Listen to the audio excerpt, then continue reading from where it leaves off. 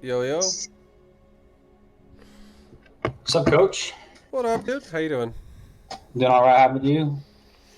I'm doing pretty good. Pretty good. Feeling good. Feeling good.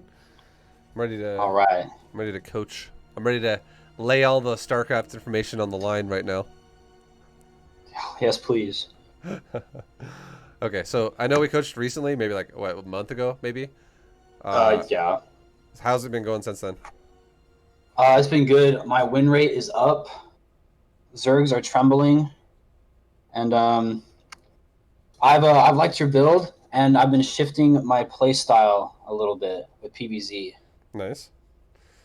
I kind of like you did in your BDGM. I kind of want to learn how to shift more from a macro defensive to more of a harass macro aggressive. Okay, sounds good. Do you still want to be going Stargate focused there, or do you want to be going for other types of units?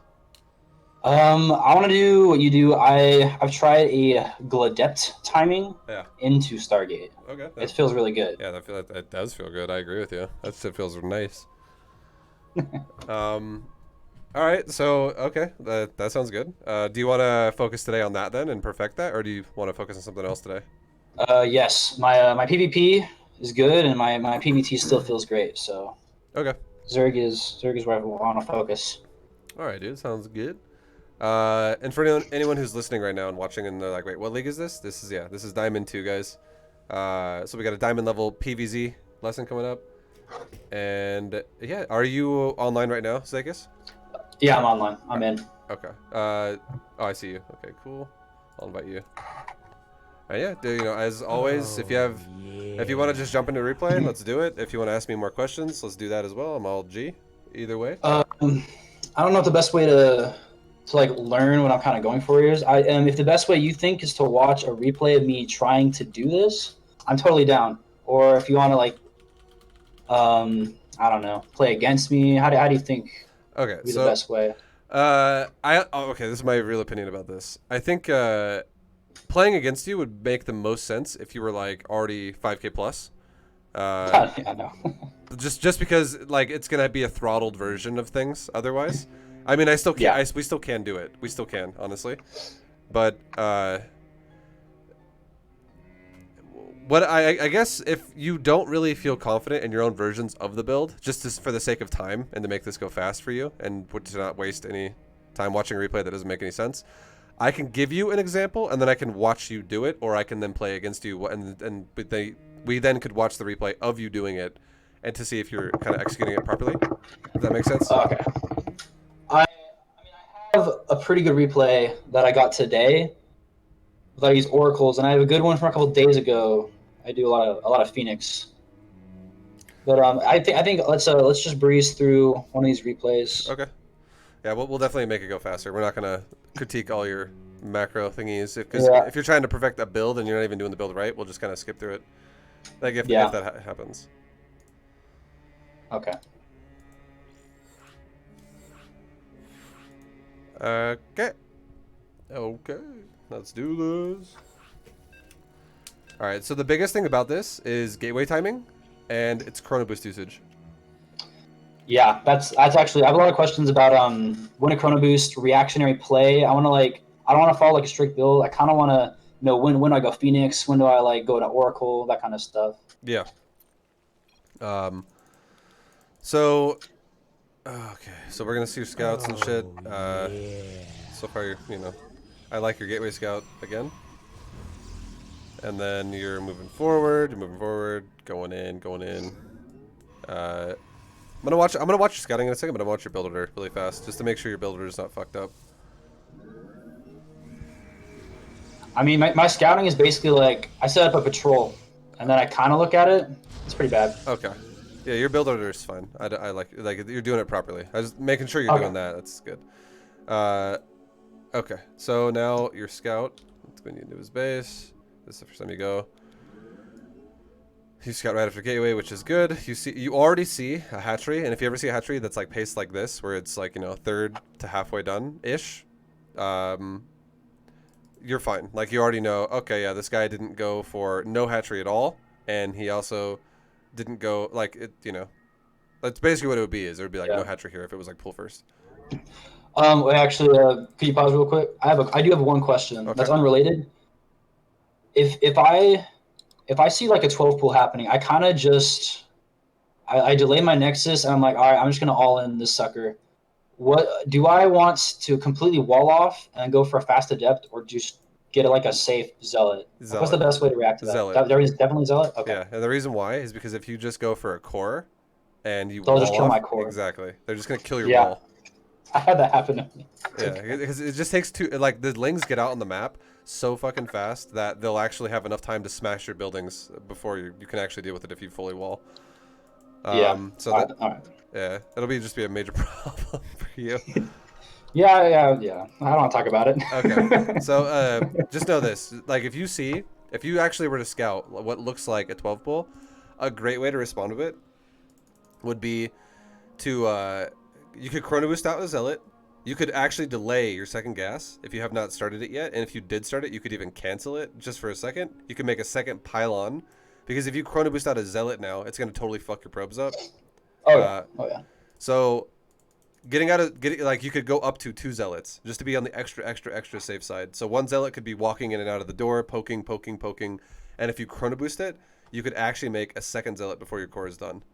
Uh, and then you'd have 2 zealots, and then you could start making adepts or stalkers or whatever you want to make, and you would very likely be fine. And if you actually delay your second gas as well with this kind of a build, because you're going for such mineral heavy things in the early game, it would actually still allow you to take a natural pretty fast. Uh, Okay. but yeah, I would say just making the core and the gate still, if it's a 12 pool, before the Nexus, and then you leave the one gap so a zealot can go in and out of the wall. And then, do I want to go to gateway before my delayed Nexus or no? Yeah, you have to. Like you have to Okay. Okay. you have to get like, even though it's not a Complete the full wall. wall, yeah, it's still like the normal looking wall where you have a door basically. Okay. You I was just very unsure of that kind of Yeah. game. The only time you can go for a Nexus before your core and gate is if there's a gas before pool, but it's still early pool. So we're talking like a 13-12 or something. Then you could Yeah. actually go Nexus first and then get your Oh wall no, off. I don't want to go Nexus first. I don't like that. Well, what I mean is like you could go gateway Oh, and okay, then okay. Nexus and then core gate. I got you. I got you. As a reaction. But if it's gasless, literally gasless 12 pool, those links come out much faster. You don't have time to build a Nexus before the gate and the core. Yeah. That's what I mean. Okay, so good shit. Now your scouting is on patrol. I would say honestly, you really don't need to go back to his natural at all. Check his third. Well, I would say no. You don't even need to check his third. All you really need, like, if you want to stay around his base, that's fine. But basically, what you need to know is you need to know the opener. And right now, you know the opener was hatch gas pool. And how do you know that? The hatchery was like a third to halfway done when you got there, and that's after you were like just started your gateway. Like you started the gateway when you went, and your gateway wasn't even done yet, and you're seeing his hatchery is already a third of the way done. And the hatchery is more expensive than a gate, so it lines up to the fact that he went hatch first. Essentially, if he went pool first, there would be no hatchery there. Okay. The hatchery would just not exist yet. And then when you get into his base and you see a gas that's done way before the pool, you know hatch gas pool. This kind of a build is a macro opener, but it could be very aggressive. Like, So should I stay there long enough to see Ling speed pop up or not pop up, or should I stay longer? the only thing you should worry about now, the only thing you should give a fuck about is this dude gonna keep mining gas after 100? That's it. Because Okay. you can see he's spinning all of his larva, and it would make literally no sense to do this build and then save larva to make lings. Like, especially if you saw the whole thing happening while it was going on too. But like like think about it like this: if his speed isn't gonna be done for like the next 90 seconds or so, or like because from like now, or like it's actually it's about 90 seconds. It's roughly about 90 seconds from now. If his speed's not gonna be done for until past 3 minutes, why would he stockpile lings on 2 bases and then just go ham on lings? Like, it would make no sense. It would make sense to make early lings and stockpile larva for that if he was going to go for the earliest pool possible, which would be like a 12 pool. And then suddenly he actually gets lings that are really annoying ass time for you to deal with. That would make sense. And it would make more sense as well to start stockpiling lings as well when he can actually utilize speed from it. But making them right now makes no sense because he's already setting himself up for a macro-ish game. So if he wanted to do like a speedling all into you or some shit like that, it would make more sense to do it if he took like a third base with a little more drones and then actually started making lings with more larva generation once he actually had speed, or like he was about to have speed. You know what I mean? Okay. Like, it just makes no sense to save larva now. So like that's, again, you should still look at the larva and confirm it, because sometimes people do weird shit. But just right now, all you would see is you would go, okay, hatch gas pull, and he's not saving larva. Easy. Now you know that there's zero chance of you getting all in right now. Like, he's not going to flood you with anything at the moment. So now it would just be, how much gas is he going to mine?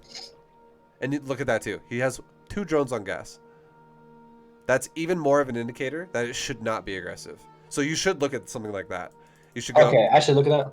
Yeah, Right. like gas is your only real focus right now should be the gas. And seeing that he's like, and again, larva's always a focus whenever you get into Zerg's base, like seeing how much they have early on in the game before they have a bunch of drones and stuff. Also, by the way, guys, thank you very much for the subs. I appreciate you. I don't want to ignore you, but I'm coaching right now, so I love you guys. But just know I appreciate it. So when you see the gas, it's definitely like one of those things where you go, okay, the more he prioritizes it, the more that you need to worry about it. Like, something's gonna happen faster. The less he prioritizes it, the more he doesn't give a shit, and he's more focused on minerals. And minerals means he's gonna probably do things like expand to make drones. Because last thing I'll say to make this like wrap up and make sense is, if he doesn't get fast gas, it means he doesn't get fast speed, and the only thing he can do that's aggressive, that's pure minerals, right now is speedlings. So if his speed is not going to be a priority, then you shouldn't even be like threatened. Like, you know, like this should be very unthreatening. So you could do it basically if you see something that is not threatening, you just do a standard build. That's all it is. You don't do anything extra defensive. But yeah, what you see right there is super safe, essentially. It's super macro focused defensive, because he prioritized his 16 mineral line as long as possible. And now you leave, and that's... I would say if you were going to scout, you could have scouted once and left right away, honestly. If you want to keep your probe there, you should only keep it there for the purpose of seeing if he goes beyond 100 gas. And the fact that you've already left now, your scout was... I feel like your probe doesn't need to be here. Okay. It could be mining instead.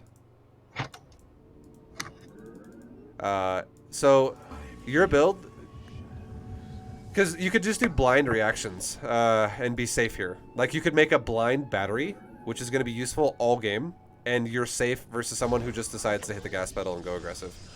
So like what you just right there, you just made a...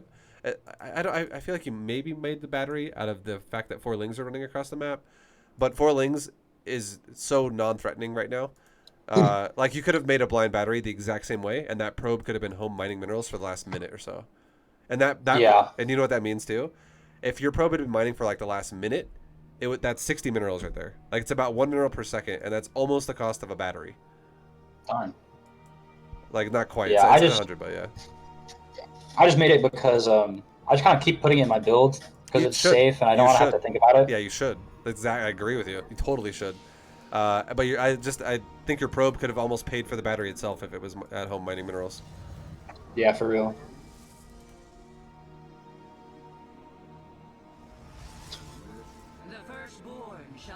All right, now with these 2 adepts, if you're gonna do a glaive adept timing, so this is when your build kind of fell apart a little bit. Your next gates are so your gateway 2 is fine, but your gateway 3 is way too late because your warp gate's about to be done and you haven't even started the 3rd gate yet. And your adept should never move out like this. Like, you could, if you do move out, the way you should do it is you should walk past the stalker, shade back into your base, and then attack towards your 3rd, just to see if there's something at your 3rd, like a 1 ling or some shit just sitting there. And then, like, unless it's a lot of lings. Yeah, because we're talking 4 minutes in game now. He could easily have speed if he wanted to. Now, I know you've had a probe sitting at the Zilnaga, but what if he also saw your probe with his Overlord or something, and he went, you know what, I'm going to run north around my base and go around the Zilnaga entirely, so he can't see me moving out. Like, there are ways you could get across the map right now without you seeing it.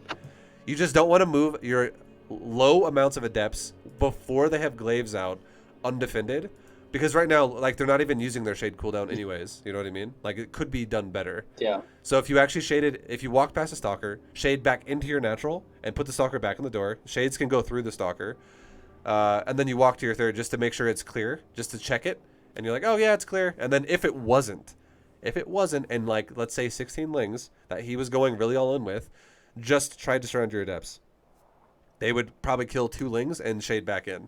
And they wouldn't die. They would maybe lose their shields, and then suddenly they shade away, and they're safe. And now you have an extra 2 adepts to defend your base against an all-in with, if your opponent was actually doing an all-in.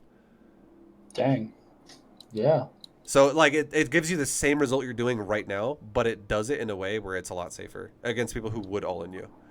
And that's, again, if you're also going to use that probe to go scout, now you don't actually have that zone logger right now, and it's just a safe tendency, or like a safe, like, habit to build for yourself. Like, that's how you should do it before you have glaive adepts. But then once you have glaive adepts, then you can move out and you can be a little bit more assertive about being like, yeah, let's take a fucking fight. I'll fight Zerg.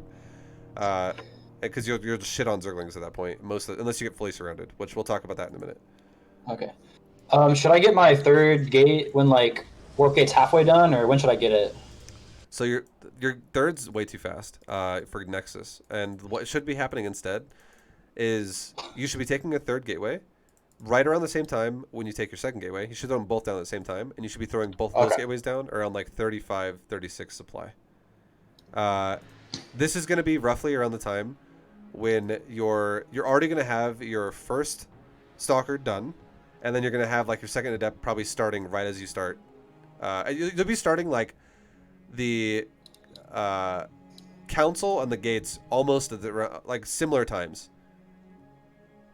Like, yeah, so like it's gonna be much earlier than you did it. You started gateway number 2. Let's actually go back and look at this really fast. So you start the council with your first 100 gas after your stalker warp gate. You should still chrono boost the stalker. I agree with that. And then your next 100 gas goes into your council, and then you should be building a council like right now, and then you should be still making probes for now. But you'll be making the gates, so it's not actually tied with the council exactly, but it's close to it. Your gates should be starting like right about, like now, honestly. Like right about, like that's exactly when you went for gateway number 2. So your gateway number 2 is timed very well. Gateway number 3 should be started right now as well. And also, here's the thing too. Do not, once you chrono boost the stalker, you can initially chrono boost your nexus right then to go up to like 34, 35, 36 probes, or supply rather. But then do not chrono again. Do not chrono again until you build the gates, and then chrono again on your nexus. Like, but if you chrono again, only chrono once, because the second the council's done, you only chrono that. You actually have to chrono the council to have a proper timing. And you have to chrono it like twice, because otherwise you're gonna have adepts that are ready to go, but your glaive upgrade's gonna be like 25 seconds out still. So yeah, your build should be exactly what you just did right there, but it's gonna be cannon, battery, gate, and a second gate, and you can put the third gate like near your council or something, back in your main or some shit. You don't need to build it in your wall. And then from here, this would be the moment when you would just still be making probes, you'd be making adepts, and you'd only be spinning chrono boost on the council. The correct, if to know you've done this build right, 3 units pop out of your first gateway, and then 3 adepts make when the warp gate finishes. So you'll have stalker, adept, pop out of your first gate, suddenly warp gate's done, and now you have all 3 gates. You should have gateway number 1 done for a while because it made units. Gateways 2 and 3 finish right around the same time as warp gate. And then all 3 gates warp gate up at the same time, and you make 3 adepts all at once, and it makes you have a 5 adept timing. That's the correct way to do the build, and you have done the first gateway correct, the second gateway correct, but yeah, you're just missing the 3rd gate, so you're behind. And you also you didn't chrono boost your council upgrade. So you're yeah, I did that late. Yeah, you can see it's a bit delayed, but just like literally like 2 chronos on that bad boy, and you're good to go.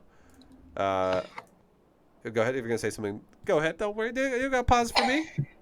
Should I delay my my 3rd until like 4:45, 5 minutes then? Yeah, you should.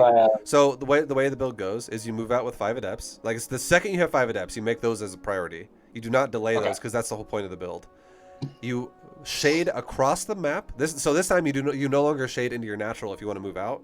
You shade across the map and you run to your third on a move as you start shading to his like natural or whatever.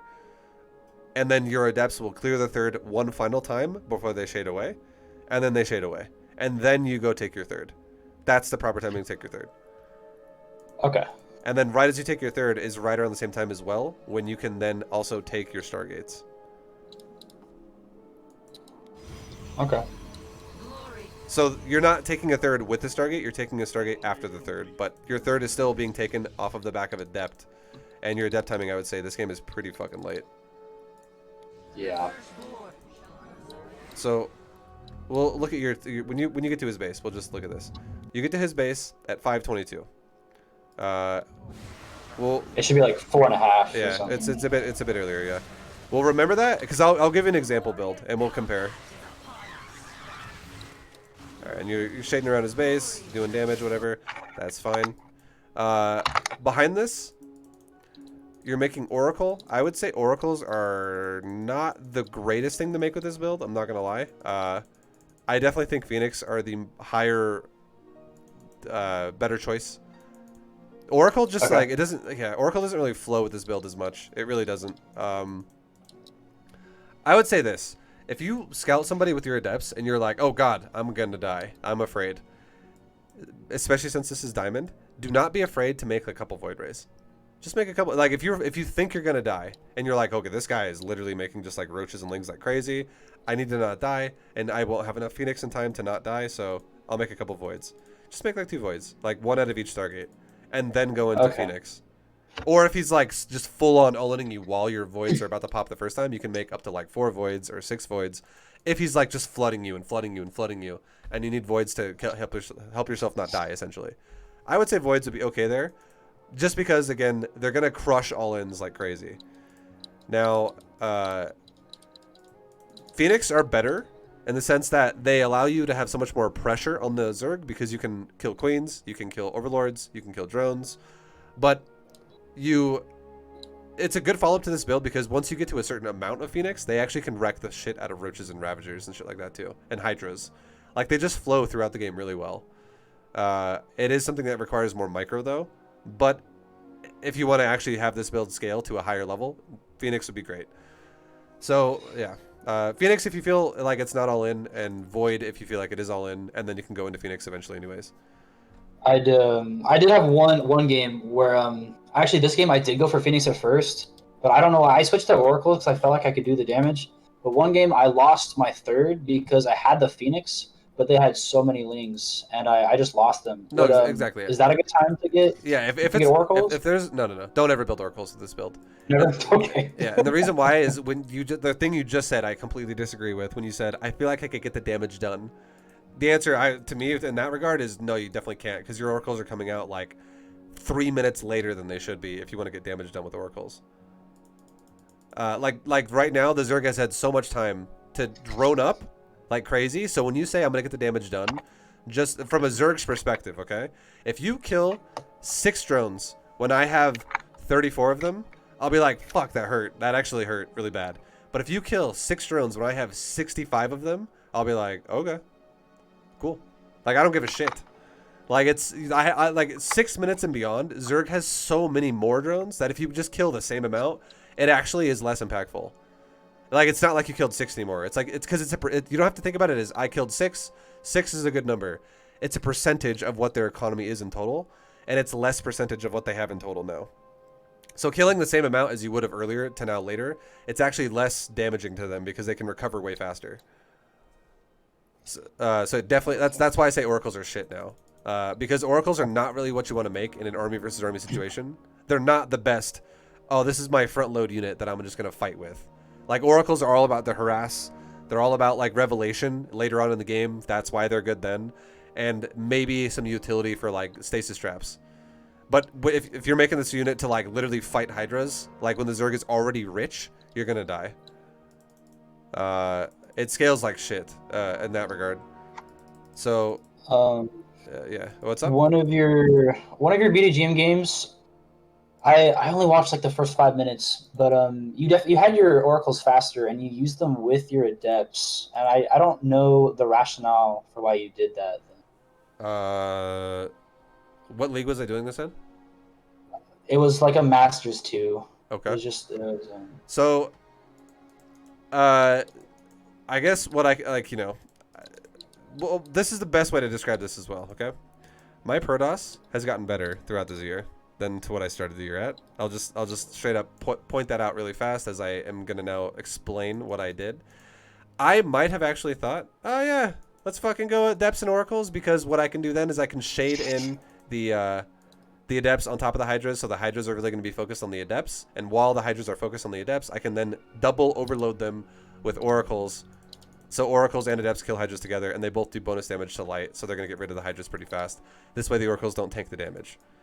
Now that, okay. logically, it sounds okay, but on, like, in theory it sounds okay, but executing it, like, in the game, it's very vulnerable to a lot of things. It actually like, it just would fall apart to many different styles of Zerg. Like, if the Zerg goes Okay. mutas, I'm fucking dead. If the Zerg goes infestors and actually understands how to use them, I'm dead. Many things would suck ass with that style for Protoss against a Zerg.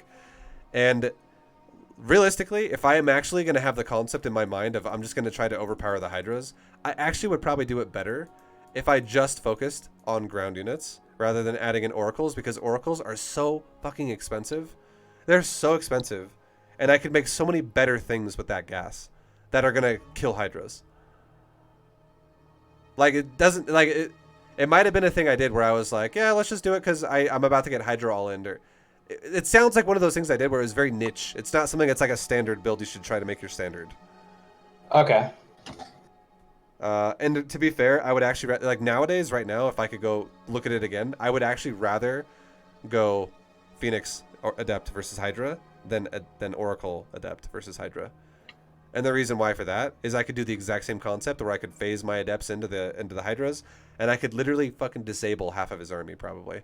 Just with the fact that I could gravity beam their asses. And then my Oh Adepts yeah. would just super overpower everything, and my Phoenix would be killing Hydras as well in the air. Like, that would actually kill Hydras even faster. And I would lose less. So yeah, All right. I would say just delete that game from your memory. Like, don't make Just that. never build oracles. All right. Or no, you can go Oracle. They're not bad units, but you cannot go Oracle late game and think it's going to be good. And this is now Okay. much later in the game. Like, you got to realize there's a difference between going Oracles at 6 minutes and going Oracles at 3 minutes.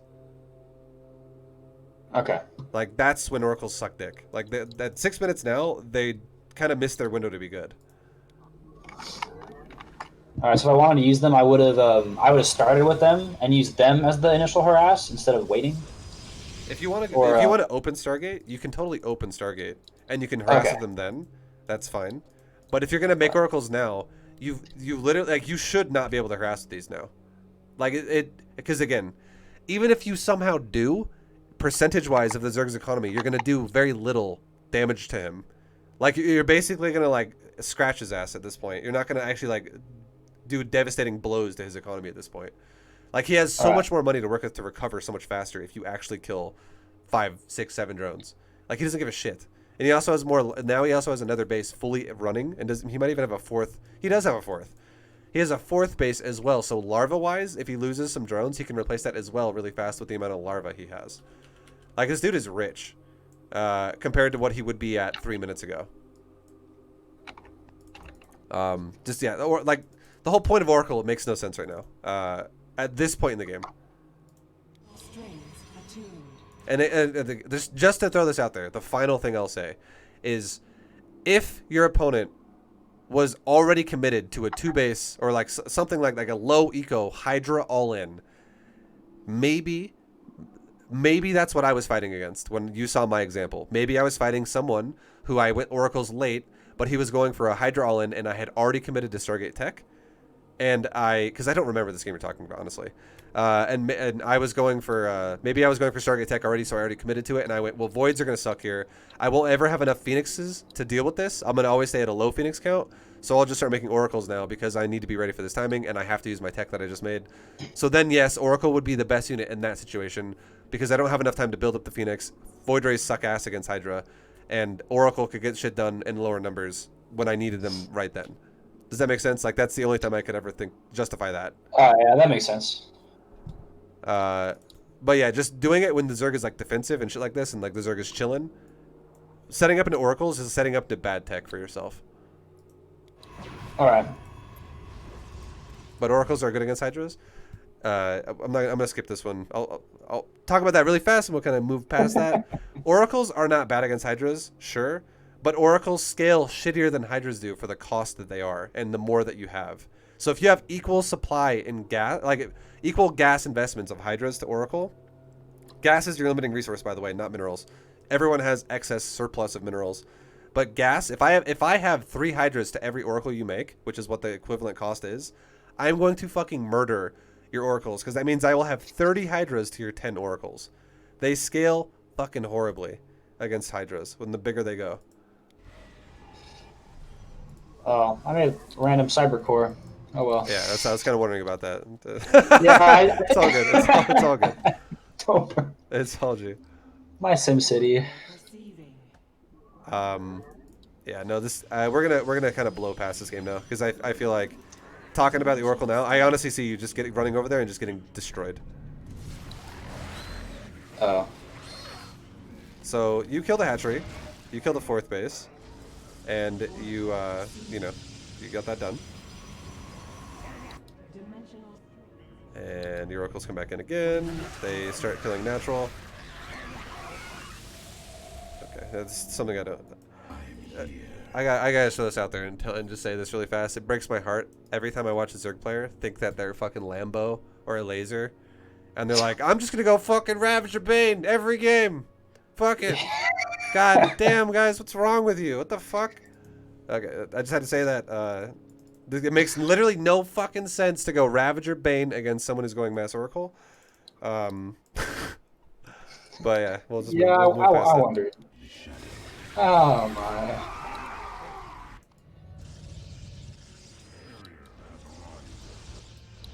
Well, to be honest, you're actually probably going to win this game now, I feel like. You might not, but you have a very decent to good army. Unless, okay, you're moving out against Corruptor. This is, or you're moving to another base, but yeah, this is I was throwing him away, to be fair. This was on purpose, I swear. Okay. Well, this time was on purpose. As long as you don't move out, it's better. But yeah, you definitely have this thing right now where I would say this. For you right now in this game, in this particular moment, once we get to this stage, the best thing you can do for yourself is get Archons. I'm not even, like, still make carriers, maybe even make a mothership. I think the fact that you're making Void Rays is not the best. I would say this is another habit you should not start to make a habit. Just don't make voids. Just know, if you open the double Stargate build I'm talking about, and you think you're about to die to an all-in that's going to hit you, I'm okay with it then. You can make voids then. That's the only exception. But if you make voids when you have the choice to make something else that's better, voids suck dick. Like, they're so bad. Because all the Zerg has to do to beat you is make Viper. And you die. Yeah. So voids are not like I feel like you're doing the same thing twice this game, where you're making Oracles at not the greatest time, and you're gonna realize Zergs who actually properly counter your composition are going to punish you for that if you were to keep doing that, because they just have bad scaling.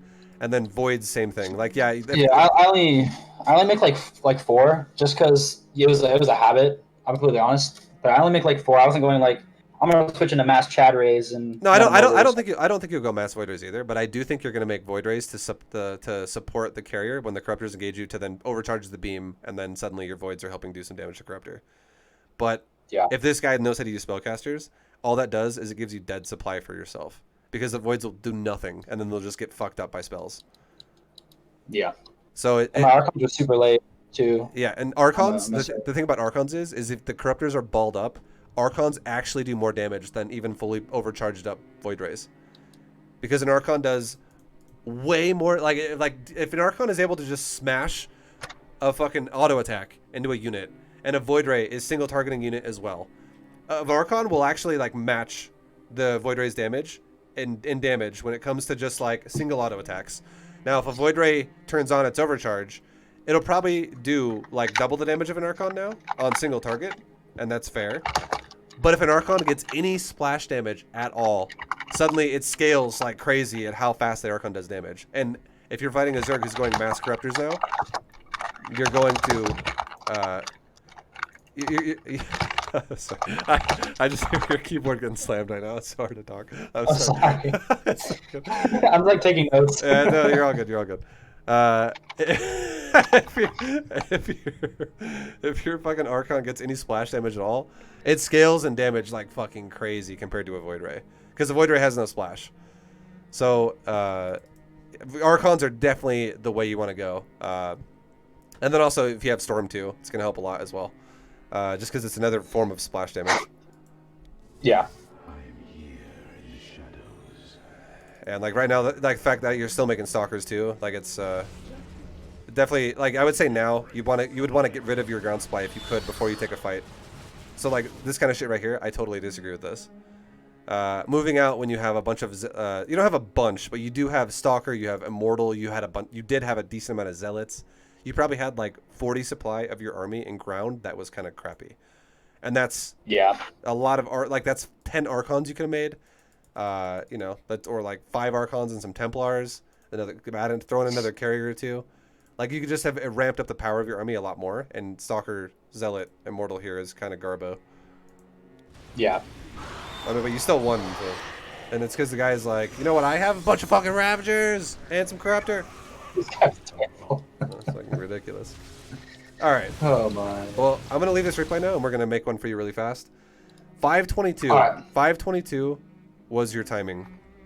Now, here's how this build should go. Okay, this is what I would prefer you to do. If you do this, before we talk about this, this is gonna be the goal, and I'm gonna give you the visual example of this, but I'm gonna just tell you first what we're gonna be doing, so you have an idea, like an outlier. We're gonna open up with a 5 Adept timing. That is also getting ready to go into a 3rd base with Phoenix. Then behind that, we're going to be making you know, the double Stargate for Phoenix, and we're going to go up to 8 to 10 Phoenix. Make that your goal every game. Just go 8 to 10 and stop. Because I don't want you to overinvest in a Phoenix, because overinvesting in a Phoenix is scary if you're not really being a boss with them and getting as much damage done as possible. And underinvesting in a Phoenix it makes the Phoenix garbage because you don't have enough to actually do damage. You want to be able to get in and do like surgical strikes on Overlords and Queens and shit like that. And if you ever see an opportunity to kill some drones, well then kill some drones. It's fine. But it's mainly about killing Queens and Overlords. That's like pushing the Zerg back in minerals, because you keep making them waste a shitload of them. And Phoenix can get that done very efficiently if you use it right. Behind this, okay? Behind your 10 Phoenix, 8 to 10 Phoenix, you're going to go into Robo, you're going to go into a ground army, and then you're going to max out. One time. You have to max. If you just go carriers right away, how you did this game, where you went like Oracle Carrier, you should have died. Like if the Zerg would have just went, oh, this guy's going mass Oracles and he's doing it late, I'll just go mass Hydras. And then he kills the shit out of your Oracles. And then he pushes across the map when you're already transitioning into Sky Toss. You would have had a situation where you'd have been like 4 carriers versus like 40 Hydras. And you'd have been like, oh, fuck. Okay, well, I don't have enough interceptors to overpower this, and I'm just going to die now. Because it's all like, it's like delayed Sky Toss, so you're not rushing it, but it's also too early as well to be able to actually support itself. It's awkwardly timed is what it is. So if you max out once on ground, it allows you to go Sky Toss safely so you don't get fucked. In that way. So I know last time we talked about rushing Sky Toss, which I think in itself it has risks, and I've told you that before. Yeah, I don't want to do that anymore. Yeah, yeah. So if you go Sky Toss too fast, it's the same exact thing. There are risks involved with that. So this dude should have punished you for that, honestly. If he would have just not made Ravager Baneling. And then, like, the thing is he made Ravager Baneling, and then he sat there defensively on it. It makes no fucking sense. Which is why I get so mad at Zergs who do that. It's just, yeah, it drives me crazy. Alright, so now I'm going to make a game for you, and I will invite you to it. And then this will be the example build. But yeah, the point is you max out once, and then after you max, then you go into Sky Toss. So your remax is Sky Toss. Alright. And then Yeah. So this build will be your quotas. This will be hard quotas they hit for you. Okay. I'm gonna do this build pretty efficiently. I'm not gonna try to be like, this is the diamond scaled version of it. I'm gonna do it efficiently. So this will be something you can aim for to improve on repeatedly. And if you get good at this build, this could become your ZVP that could take you literally to GM. So that it's like it could become like you could add to it, like in terms of like you could get a second build, like maybe like I have the Skytoss build down that ViBE showed me, and now I could also add in maybe like an immortal all-in or some shit. Like you could just add something else into it. But so you could have some variance as a player. But for now, I got a pretty good charge law all in. there you I like go. There you that go. one. That's fine. Honestly, like as long as you're like if you play against the same person like 5 times in a row, you want to have maybe some variance to how you play. But the only thing about this build that'll change is if you get all in, you add in some voids before you make Phoenix. If you don't get all in, you just go Phoenix and do the build that I'm going to show you. That's the only thing that changes. Okay.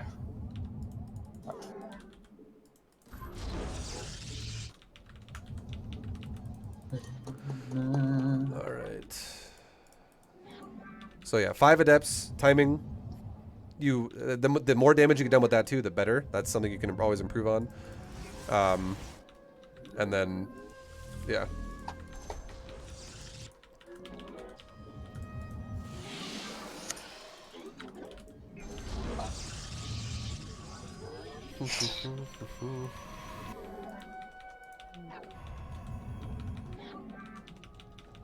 And this build will be pretty stable too, because you have the blind battery that we're talking about. So if you do get all in, that blind battery will help a shitload, especially with battery overcharge.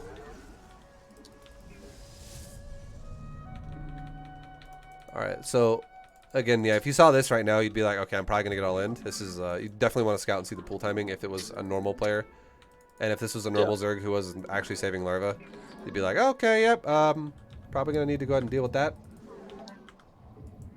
Shit, okay, I kind of fucking delayed my probe, but it's okay. All right, so we got the Nexus going down, we got the core going down.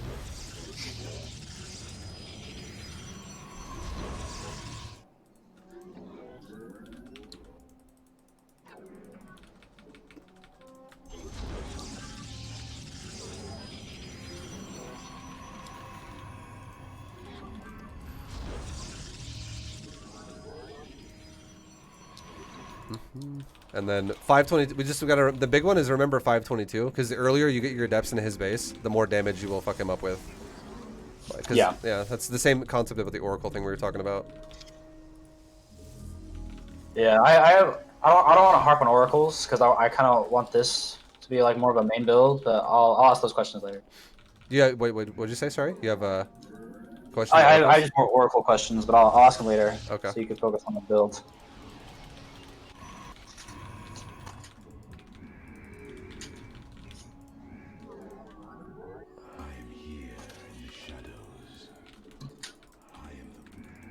So again, the three units out of the gate are what you want to aim for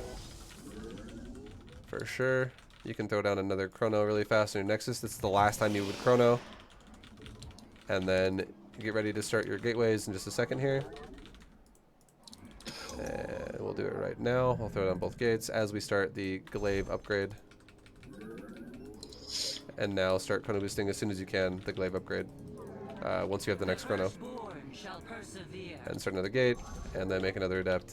So when you make double gates like this, you actually cut probes again for just a second, and then you go right back into making probes as soon as you get the second adept started, and your double gates down, and your glaive started. And then you now chrono boost your glaive upgrade. So double gate, battery, chrono, twilight. Okay. Yep.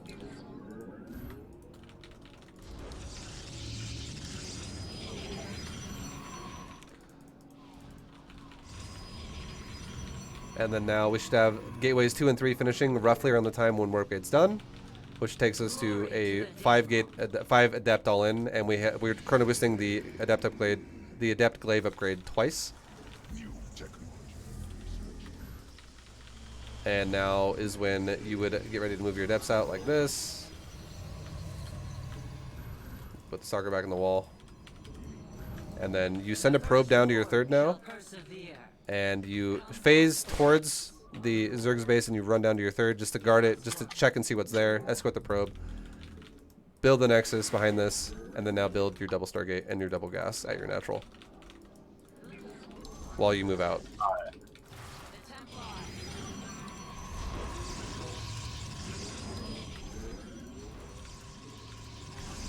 And then you can start like another pylon so you don't supply block. Okay, and then now with your depths, you're still making probes and shit. This is the one time I'll tell you to do this as well. Right now, make like 2 sentries and a zealot. Like, just get in the habit of doing this. 2 sentry zealot every time after you move out with the adepts like this. And the reason why is because those sentries will help you so fucking much if you do get all in. Okay. So then you would be moving out, you'd be attacking whatever. You know, you would make the adepts last as long as they could. The second the attack is over and you feel like it's, you know, you've come to whatever's happened is then now happened. If you think you need voids, you can make voids. If you think you don't need voids, you would go back to your base and do this. You'd start charge. You could start a robo. You could start weapon upgrade on your cyber core. Chrono boost it. You could start making Phoenix as well. And then just make zealots now as well. So you're going to be going for a little while into zealot with Phoenix off of the back of you know, your couple sentries and the Phoenix. Because you will not have enough gas to be cranking out stalkers and more adepts the whole time. If you're gonna make Phoenix like this, the Phoenixes are kind of what deal with the roaches and shit. And then once you have a couple chrono boost extra as well, keep chrono boosting the core for your +1 weapons because that's huge for the Phoenix to do damage. Throw whatever extra chronos you have at your Stargates. And now you can also, once you start building up a little bit of minerals, also start making immortals too, as you can. But as soon as you start having a little bit of excess minerals, get ready to start making some more gates, which will be right around the time when your third base is fully saturated, to actually cover your third base. You want to like kind of semi-wall it off a little bit, so you don't have such open surface area. Because the one thing that's threatening to you right now is realistically a bunch of roaches. So doing something like this at your third base would be great. You don't have to make a tight wall like a 1 door, but make a tighter wall. That's like 1 force field could now fuck that over. And then keep making your Phoenix. I'm not gonna micro that. Whatever, who cares?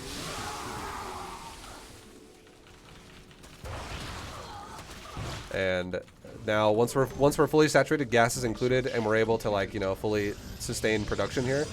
This is that moment when you're gonna be like, well, I'm gonna get ready to move out with my Phoenix.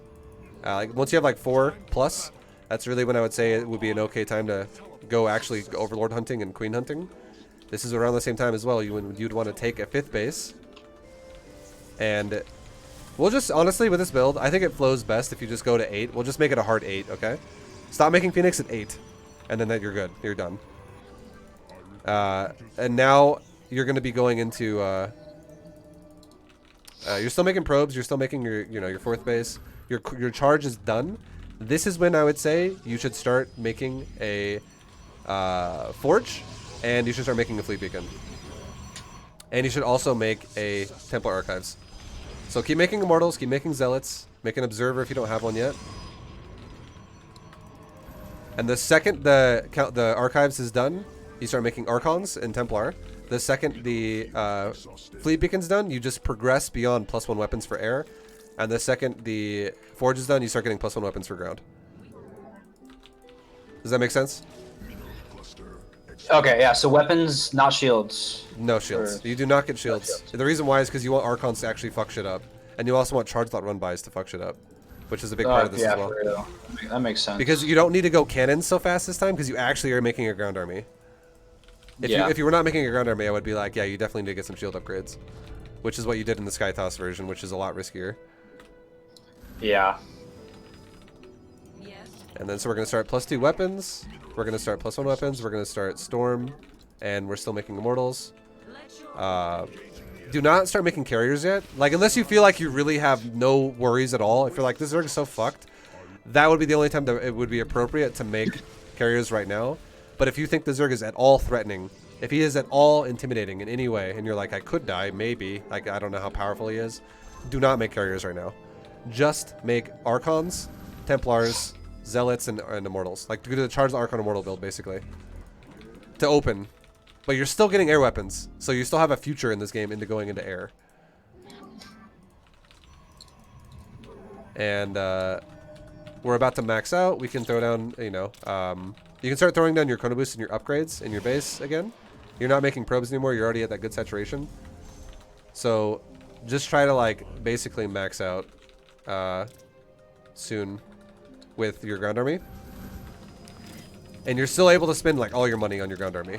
Like you're not really like, wow, I have like crazy amounts of resources that are just sitting there that I can't spend, because if you actually do a round of Templar or do a round of Zealot, you're gonna be cranking out your money like fucking crazy.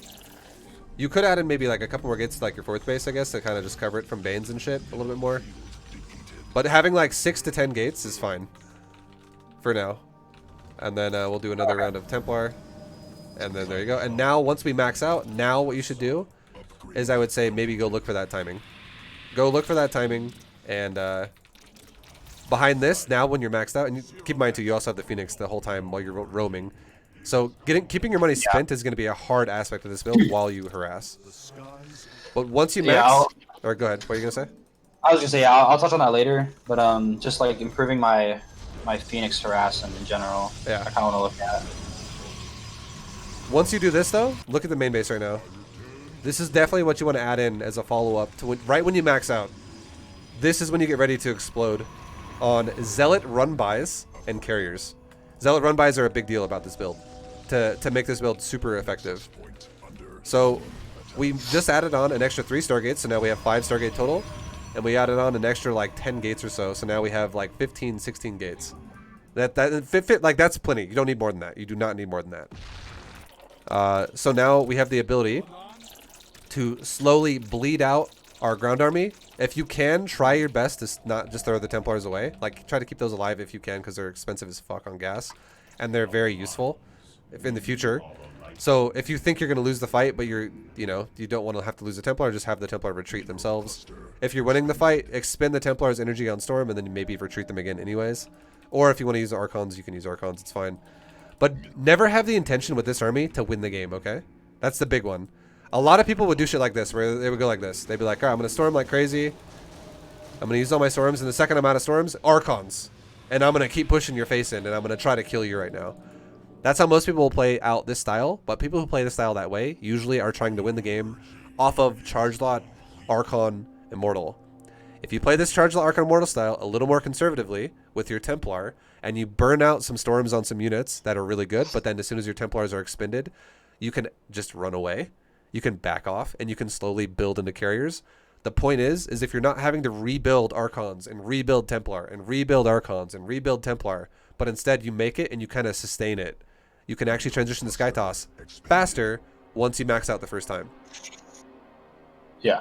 And then having a faster transition to Sky Toss would be okay now once you've already maxed, because you have control of the map and you already have level 3 weapons for air going. So when you now make Sky Toss off of 5 Stargate with real carrier shit, it's going to be deadly as fuck really fast. And that's literally the whole build. That's the whole build. So now I'm going to hit rewind. And the big one I'm going to tell you is 522 was your adept timing, right? 522 is your adept timing. We'll look at ours, and this is the one checkpoint you want to hit. You should work on your storm accuracy. Those storms were worse than a Taco Bell shit.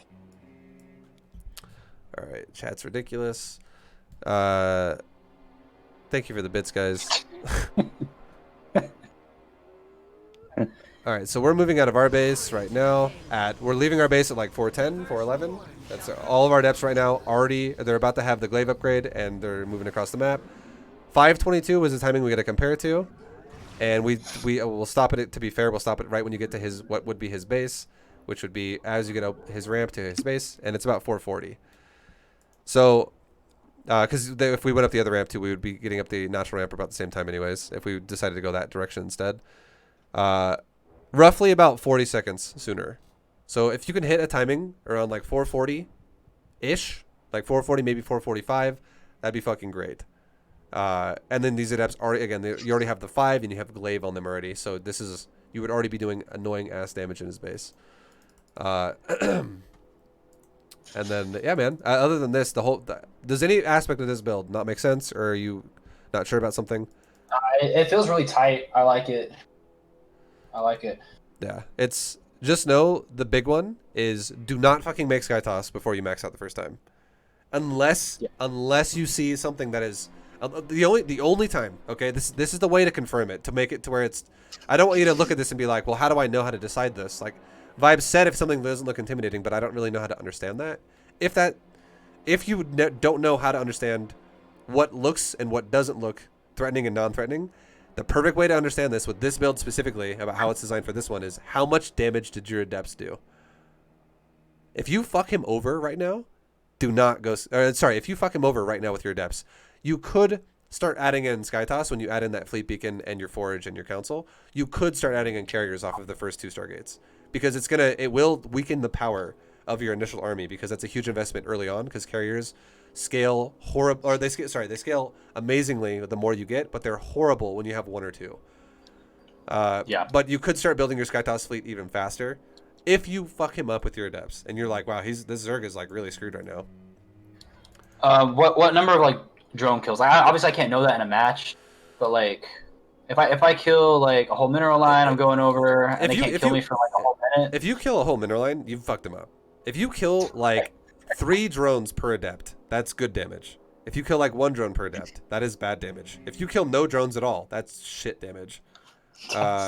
Like, it's really like if your adepts are able to last in his base for like a full minute, just phasing, over and over. Just shades go out, they teleport again, and you're in his base for over a minute, just killing drones and shit and killing units. That's great damage. Like, it's a long time to last. But if you show up to his base, 1 shade in, and you're just fucking dead. You're like, the first shade in, you're like surrounded by lings and roaches, and you just die. That's when it's like, okay, that's terrible. Maybe it's time to build a couple Void Rays. All right. Okay. And then if you get fucked up early on, don't go Sky Toss right away. Only go Sky Toss right away if you really feel like you're in control of the game. Okay. And then on top of the adepts, the other part about it is your Phoenix are not only harassment, they are indirectly scouting the Zerg repeatedly. So that's also a great thing to have. Like, you're like, oh, well, I'm just flying around his base. I'm killing overlords here and there. I'm seeing shit. I'm trying to macro while I use my Phoenix, but I'm scouting him the whole time. It's like a constant scout in his base. And then, that's again a further indicator as to if you feel safe or not. And if you don't feel safe, do not go fucking carriers early. Carriers are great later on, but early rushing them too fast could get you killed. Yeah. And then yeah, man, this build just again same thing as always with like the probe count. You want to go to like 80.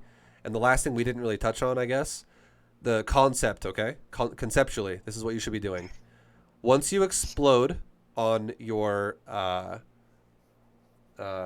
once you max out the first time and you explode on the gateway Stargate count, always go to like 5 Stargates. Just always add on like 3 more then, and then always add on like 10, 12 gates or something like add on like 8 to 10 gates. Just you want to have the gateway count be like somewhere between the range of like 14 gates to 16 gates, and you want to have the Stargate be about 5 Stargates. And the reason why this is really good is because if you ever bleed army out, you don't have enough Stargates to instantly remax. That makes no sense to make like 15 Stargates because it's so expensive. You'll never be able to afford that. So you do have enough Stargates though to keep replenishing like 30 Stargate supply at a time. And you can also chrono boost that if you need to. That's totally fine because your upgrades at that point should be kind of done. And then what the gateway count allows you to do is if you ever have open supply, you can honestly make like a round of like 20 to 30 supply of zealots, and you can run across the map, and you can hit expansions. Never just attack his army with it. Never fucking attack his army with it. Always go for expansions. If you just keep doing run-bys on base after base after base that are expansions of the Zerg, you will keep setting them back so far behind, and it will keep them defensive too.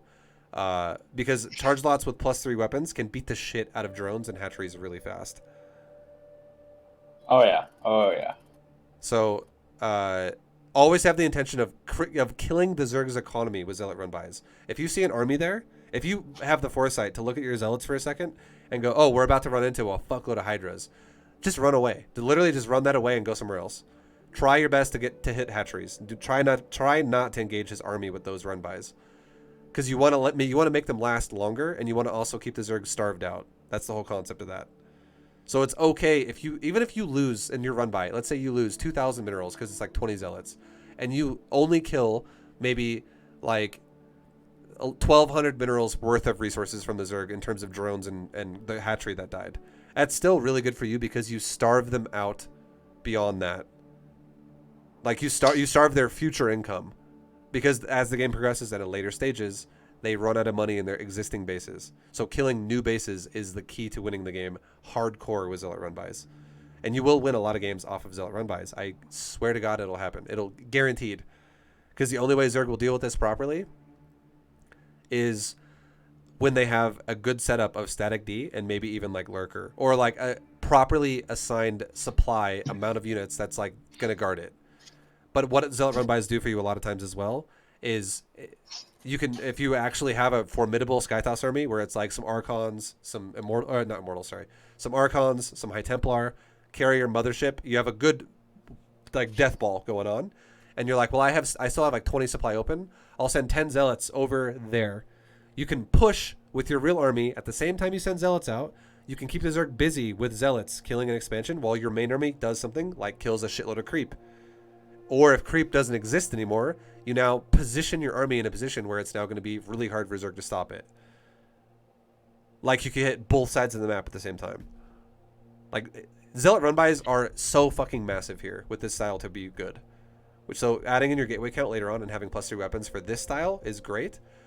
Because, again, you are doing a safe form of Skytoss, so having plus weapons early for ground army is nice because it's going to empower your Archon and your Immortal and all that shit early on anyways. But then it makes your Zealots ridiculously good late game. Okay. Yeah, I definitely, I did like one. No, I can't even call it a Zealot run-by. That's something I'm pretty bad at remembering to do. I did it like once last game, and I killed like 4 drones. Yeah. It was pretty bad. Just remember, you should always keep doing it. Like, the only time it ever makes sense to not do a Zealot run-by is when you get to the stage when you finally have, honestly, you have nothing in your supply that is not a probe, a carrier, a Templar, or an Archon. You're just maxed on that. But that is so gas expensive to max on that it's not something you can just do every time. You're never going to be like, oh, let's be like a Zerg saying, I can max on Vipers and Infestors and Broodlords repeatedly. Like, it's okay. It only costs like 20,000 gas, but I can do it every time. Like, it's fucking expensive. So, like, you will have times when you're like, oh, I don't have enough gas. What can I do? Zealots, Zealots, Zealots. The second you're done maxing the first time, just Zealots. And the only time you make anything that is not a Zealot ever is if you need an Observer. That's okay. Make an Observer. Or if you need it to replace and replenish Archons and Templars because they might have died. Make a round of those. But it's just Zealots otherwise. Zealots, Zealots, Zealots, Zealots, Zealots, Zealots, Zealot. And a good number of Archons and Templars to have, just to throw it out there, would be about 4 Archons. Like, seriously, like 4 Archons. 4 is perfect, I would say. 3 is okay. 5 is too many, and anything above 5 is even more than too many. And anything that is like 2 or less is a little bit on the low side. 3 is okay. 4 is perfect. The reason why 4 is perfect is because 4 Archons with weapon upgrades that are level 3 are going to fucking destroy everything Zerg has that clumps up. They're going to practically one-shot it if you combine it with Storm. So if Zerg has a bunch of Corruptors and you Storm it once and 4 Archons go just stab into it, whatever they stab into, that Corruptor's dead. And if it's a pack of Corruptor, that pack of Corruptors is dead. So 4 Archons plus some Templar support is fucking incredible. It's so good. So yeah, that's the ideal number you want to go for. And then Templar wise, you want to have 6 to 8, I would say. 6 is good. 6 is great. 8 is great. Anywhere in between that, 7 is perfect. It's fine. Anything below 6, you start running kind of thin on Storm energy, and anything above 8, you kind of get excessive on how many Templar you have. And you're never going to spend it all, and you're probably going to just blow a lot of Templars into like a Baneling, or like maybe like a Lurker kills it, and you're going to be letting Templars die repeatedly with too much energy. Because you have too much gas invested into it, and you're not going to have enough coverage for the Templar. So 6 to 8 Templar, 4, like, we'll just say, honestly, I think a great number for you to have would be like 6. 6 Templar, 4 Archon, and then carriers and mothership, and like 2 observers, always to just like support your army, so you can see burrowed shit. And that's it, man. That's the composition. And then if you don't have enough gas to do it, just add in Zealots periodically to throw run-bys at your Zerg opponent. And there you go. And All right, feels good. and the last thing, because I want you to understand every concept of this and how it all makes sense. Once you start going into the phase, okay, of no more zealot run bys, and you're now getting to that phase where, or let's just say it like this. This makes the most sense. Once you get into the phase where you're going into Sky Toss and you add in all those gates and all those fucking the 3-star gates and all those extra gateways, I want you to then make like a couple cannons and a battery at every single base you own. Like 2 cannon and a battery. 2 cannon and 1 battery. Every base. Do it then too. Because you're at that point in the game, you're honestly just sitting there anyways, defensively, building up Sky Toss and periodically throwing out Zealot run-bys at him. You're not actually trying to push with like 4 carriers or 6 carriers. You're waiting until you get a deadly fucking army of carriers until you push. So you never should push with like, oh, I have 7 carriers, time to attack. Never fucking do that. Only attack when you have like 15. Because that's like a definite win condition. And when you make like 2 cannons and 1 battery per base, add on top of it, add more cannons and batteries on top of it once you get really close to maxing with just carrier. So you can go a couple cannons and a battery per base with Zealot run-bys. That's how you're going to spend your minerals. And then once the Zealot run-bys kind of thin out and because your supply gets too high with carrier and you're ready, you're like, well, I'm now a death ball god. Let's move out. Add on more cannon battery to your bases so that if the Zerg does do a counter attack to you and he doesn't actually want to fight your army, he instead wants to go for your bases, well, you don't lose fucking 4 expansions while you're moving out. You know what I mean? Yeah, that's always scary. Yeah, so once you get really close, once you're like at that stage where it's like, well, my last carriers, the last carriers I'm going to make for this army that are being built right now, I'm going to have to wait for them to build. They're in production. I'm going to, I'm done now. Once they're out, I'm going to push. So when I'm now waiting for this final set of carriers to spawn, on my main base, natural, whatever, like the bases that have all my production at it, maybe I go up to like 5 cannons and like 2 batteries per base. You don't need to go crazy on those bases though, because those bases will last a long time. There's nothing like individually scary that's going to die there. It's not like one Nexus dies, suddenly the base is fucked. So like adding in a couple more cannon battery there is nice for like Ling run buys, but you do need to go kind of crazy on cannon battery at new expansions, like your 5th base and your 6th base and stuff like that at that point in the game. And when I would say you need to go crazy on it, what I'm saying is you need to make like maybe 10 cannons and like 7 batteries at those bases. Like you need to kind of go excessive on cannon battery because those bases value-wise have so many more minerals there than what 10 cannons and like 7 batteries are worth. But you definitely don't want to have like 2 of those, like your 6th base and your 5th base just die simultaneously, one by one. Like they just die really close together because you're in the middle of the map and you're like, ah, fuck. Well, okay, I'm out of position and now those bases just died. Like you don't want that to happen, obviously. So once you actually get ready to move out on the map and that can now become a problem, definitely make some extra cannon battery at your outer, more exposed bases that are just a Nexus. All right. And then, last thing, this one doesn't need to be explained very much. Last thing. There's a lot of concepts to this, but if you get this is legit the last thing. If you get to this stage and you've done everything I've set up to this point, make a Dark Shrine. Oh, yes. Because if the Zerg is the kind of guy that's like, fuck carriers, I'm going mass ultras. I'm just going to run your base over. Well, if you have Cannon Ultra, or sorry, if you have a Cannon Dark Templar against Ultra, you're going to fucking destroy those things. It's ridiculous. Like Dark Templar will also deal amazingly with run-bys. And if you want to execute also yourself a couple run-bys with like maybe 2 DTs and like 8 Zealots, or like 12 Zealots and 2 DTs, that would also be fucking super good too, to just throw at them. But don't do this. Don't ever do full DT run-bys. Don't ever do that. So I don't know if you have that idea in your mind where you're like, oh yeah, Dark Shrine, I'm going to fucking throw 15 DTs in their base at once. Oh baby. If you do that, you're never going to remax Sky Toss. Like it's way too much gas. It did cross my mind. Yeah, don't do that. Don't do that. Because if the Zerg is going to defend 2 DTs, they're going to defend 15 DTs at that point in the game. It's never like, well, if I just make enough DTs, I'll suddenly overpower the Zerg.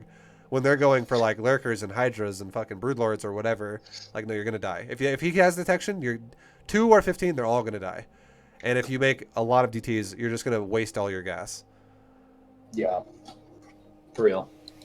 But yeah, just know that the annoyance factor of only having like 1 or 2 DTs in your base as Zerg is just as fucking annoying as having like 15. Because if you have like 2 DTs at my expansion and your zealots and DTs managed to kill my spore before my spore was able to stay alive long enough to kill your DTs, like let's just say I have like 10 spines and a spore, and I do eventually kill all your zealots, but your fucking DTs, because you killed the spore, I just see my base getting swiped at by fucking DTs, and you killed all my drones, and now you're killing my spines and shit. And I'm just like, well, that fucked my life, right? That sucks. That's annoying. I gotta go get detection over there again. That's just as intimidating as like having a shitload of DTs, because you're still getting critical damage done either way. Yeah. So yeah, no mass DTs. Don't do that. I hate when I watch people do that. It's just a waste. It's just a waste of money for Protoss. But yeah, anyways, I think that covers all of it. Anything you're not sure about? Anything you have questions about? Yeah. I like the build. It looks smooth. I'm gonna definitely practice that. Get all the timings down with like salt or something. Yeah. And I had a question. I forgot. We wanted to talk about oracles earlier too. I remember. Oh yeah. I don't want you to show me this. I don't want you to spend too much time. But if I opened Stargate, if I opened it, I didn't do a glide up transition. Yep. Could my initial harass be like 6 oracles or like I don't know. I don't know how many. If you go open Stargate and you want to do a build that's proper, that's not like the previous lesson we did where it's like, I'm just going to go straight sky toss, fucking Stargate sky toss. Like if you're not doing that, okay? If you do that, it's appropriate to go double Stargate opener as their initial tech. But if you don't want to play that more risky way, like because it is risky to play like that, if you want to play more solid stable style and you want to open Stargate, 6 oracles is too many. I would say the limit you should go to is 3. 3? Okay. Yeah, because you should be doing this also off of just 1 Stargate. 1 Stargate, 3 oracle, and like just push. Well, I wouldn't say push, but I would Oh, say harass. Yeah, harass. Yeah. Like 3 Stargate, you could harass, you could kill queens with this, you could kill drones with this, and then you should be, if you did it that way, you would just skip the Glaive Adept opener and you would go into Charge the Archon Immortal. Again, you always go Charge the Archon Immortal, always, because that composition is not that expensive in gas, because it's not overpowering on the Immortal and Archon. It's not like you're making like fucking 12,000 gas of Immortal Archon. You're only making probably like 5 Immortals. By the time you max out, you'll have like probably 5 Immortals or so, maybe 6, and you'll have like 5 Archons, and then that's it. That's it. And then once you max the first time, you're not making Immortals like the whole time after that, because the people who like what I was saying earlier, when people are trying to win the game with Charge the Archon Immortal, what they usually do is they'll max out with Charge the Archon Immortal, but then every time they take fights, they'll bleed out Zealot supply and replace it with Immortal Archon supply. So they'll make their army eventually just be like pure Immortal Archon. But again, that's not what you're going for. You're going for Sky Toss. So you never replace Immortals after you max the first time. You replace with Carrier. Yeah. Okay, and then so with the Phoenix, with the Gladepton to Phoenix, I do the initial harass with the Gladeps, and then I go into basically like constant game like Phoenix harass, correct? Or do I just do it like twice? Yeah, well, it's scouting as well. So if you scout what looks like an all-in, you can go back and use them defensively. And if you don't scout an all-in, and you're like, oh shit, I'm being surprised, you can always recall them. Yeah. I had one game, I did go for the Phoenix event. They just went in like mutas, like some chump, and it was just exactly, pretty... yeah. That's why, honestly, the Phoenix transition is also really nice, because it totally rules out mutas. Yeah, I feel super safe against mutas, which are annoying. Yep. And then if you go for the 3 oracle, should you keep those oracles alive and keep poking? Yeah. Like what's your try not to throw them away. Okay. Because here's the thing. When the Zerg is lower economy, killing drones is better, because it's more realistic and it will fuck the Zerg over harder. But when the Zerg is like, again, we're talking like 6 minutes. When I saw you making oracles this game, it's actually better to not kill drones, because you're gonna lose oracles every time when you do that. They're guaranteed gonna die. If they don't die, just know that it's a mismatch, and the Zerg he doesn't belong in a game with you, and you're way better than he is, because they should die. Like, no Zerg should ever be like, oh, it's like 6 minutes, and I'm just letting oracles kill my drone still. Like, at that point, Zerg should have an army that could fuck your oracles up, like, easy. It's such a later stage of the game. So what you should do then, if you're going to still have oracles alive, is you should switch from trying to kill drones to trying to disable them with stasis wards. So you literally just like you could at 3 bases all at once. You would have 1 Oracle. You could shift command it. You go stasis ward behind the middle line within range to disable drones. Shift command away from his base. The second Oracle, shift command to another base. Stasis ward the back of the middle line. Stasis ward out of his base. Another Oracle, stasis ward the back of the middle line. Shift move out of his base. And then suddenly 3 Oracles at 3 different times go like make fucking stasis traps in all of his bases. And you're like, whatever happens, happens. Maybe I'll disable fucking 25 drones right now. Maybe I won't. Dang. Like that's so much more beneficial to you then than trying to kill drones. Okay, that makes sense. That makes sense. Yeah, because you're never going to kill drones, and the amount of time it takes you to disable drones like that is about the amount of time it takes you to kill 2 drones with an Oracle. Like it's fast. How fast? Like the stasis ward goes up in like 3 seconds. All right, okay, that makes sense for the Oracle harass. As for the Phoenix harass, what should I be looking for specifically? Drones. And what's the best way to do it? Drones, if they're available, but if they're not available, don't always dive for drones. Try not to lose Phoenix. Don't dive over spores and don't dive over hydras and shit to be like drones. Like try to keep your Phoenix alive. So easy targets are if drones are transferring, fucking easy targets. You're like, oh, look at these drones that are just in the middle of nowhere. Queens that are isolated are great. Overlords that are isolated are great. Overlords and queens are probably going to be the main targets you're going to kill, and then drones are just situational. Like if you can kill some for free, that's fucking awesome.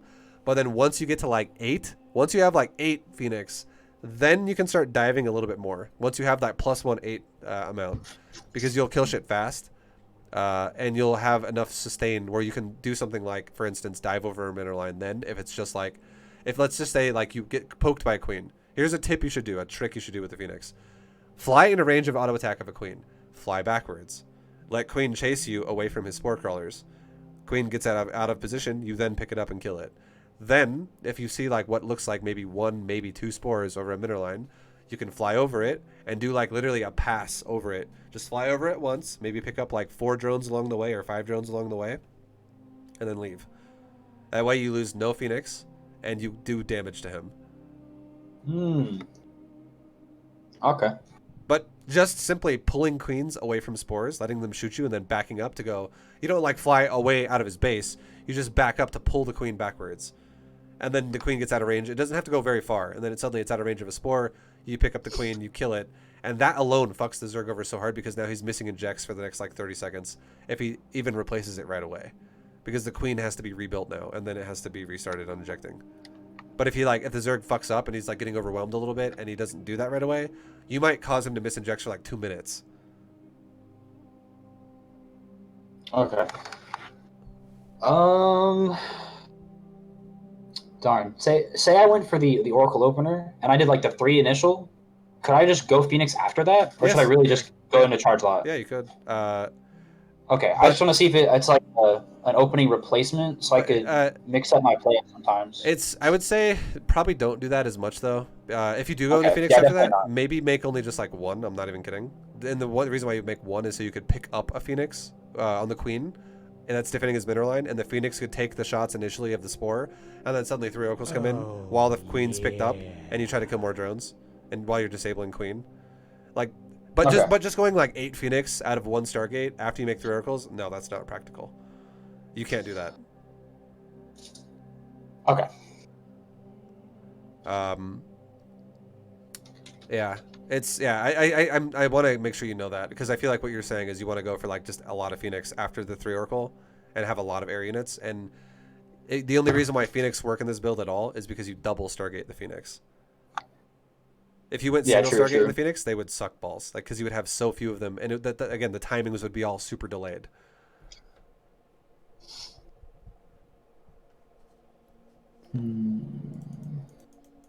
But yeah, I would say don't really feel intimidated about being the guy who goes charge lot Archon Immortal, because like even if you do this build repeatedly over and over and over and over, it's a fucking solid build that is hard as shit for Zerg to deal with.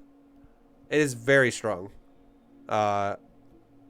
So it really comes down to you getting better with control more than you trying to be crazy and unpredictable. You know what I mean? Yeah. If you get good with your control with this build, you will fucking annihilate everyone to GM. Like, if you like, for instance, if like Neeb or some really good Protoss player, okay, just put a good Protoss player in here. It doesn't matter who it is. If they did this build, they could do it every single time. Obviously, they're a very good player, but they could do you could know what's happening, and you're like, okay, well, I know exactly what he's gonna do, but it doesn't matter. He's gonna fuck me up anyways, because he knows how to control these units at such a high level. That has the efficiency of how you use your units has such a high scale. So you shouldn't feel like just because someone knows you're gonna do it, it automatically means it's gonna fail. If you just get better and better and better at like utilizing it and macroing it, or like macroing your build behind it while you fuck them over with it, like it has a lot of power all the time. It's a very stable, solid build. But again, the last thing again I said earlier in this lesson is it is still not a bad idea though to have a couple builds as like a range of a player you could be, like have an all in as well, where you could be like, I'll just do an all in now, and now if you're expecting me to do my build you've seen me do 7 times, suddenly I throw an all in at you, and now it makes you not able to try and quote unquote hard counter my build as much as you have been before, because now you have to also go, oh fuck, well he can also play all ins, so okay, he's a more scary player than I realized. He has multiple ways to play the game. Yeah, I kind of want to have like 3 ways to go sky toss, like the way you just showed me. I think it was Blink Picture. You showed him like a disruptor build I want to look into, and then yeah, all ins. Yeah, I feel like that's pretty flexible. yeah. There are so many ways you can play this game, honestly. Just know that it's very true when I say some ways are just safer than others. But some ways that are safer than others require you to play different phases of the game. Like obviously the safest way to play Sky Toss is to play a Charge Lot Archon Immortal style, and some of your games that might not even go to Sky Toss. You might just kill them with, or the game might end in the Charge Lot Archon Immortal phase of the game. But it's a lot safer to do that, to go into Sky Toss that way, than it is to just go, all right, I'm going fucking Sky Toss off of 1.5 economy, like 1.5 bases. As I'm starting to saturate my natural, I'm already going into my Sky Toss. Yeah, what I did in silver. Yeah, it's risky. If someone sees you doing that and they punish you for it, they totally can. All right, man. Yeah. You feeling good? Yeah, answer my questions. Is a good build.